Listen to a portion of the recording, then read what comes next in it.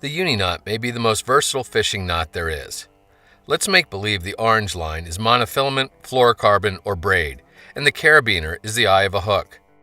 Insert the mono down through the hook eye and bring it underneath and parallel to the running line. Then, bring the tag end over top of the two lines near the hook eye to form a loop that looks like this. Remembering this configuration is probably the most difficult part of learning to tie a UNI knot, but with just a little bit of practice, it will become second nature. Now, get hold of the loop with your left hand and the tag end with your right, and start wrapping the tag end around the two lines. I like to do a minimum of 5 turns. I think 7 might be ideal, but honestly, I've had as few as 2 wraps actually hold quite well. With the wraps complete, pull on the tag end to draw the knot closed.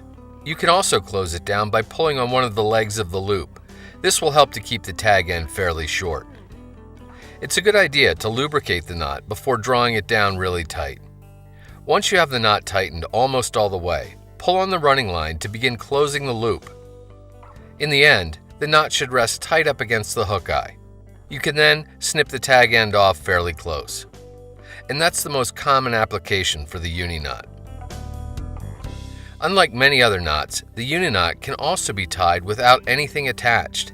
The tag comes back under in parallel, it's taken over top to form a loop, and then it's wrapped around the two lines 5 times.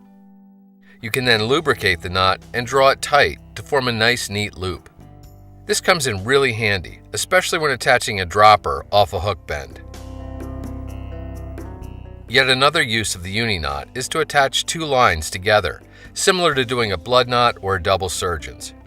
Just run the 2 ends of the lines past each other and parallel, then loop the tag end on the right over as you did before and start making your 5 wraps. When these are completed, lubricate and draw that knot tight.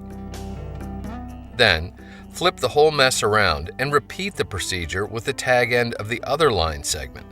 Although it looks a little more complicated, I find a double UNI knot like this far easier to tie than a blood knot.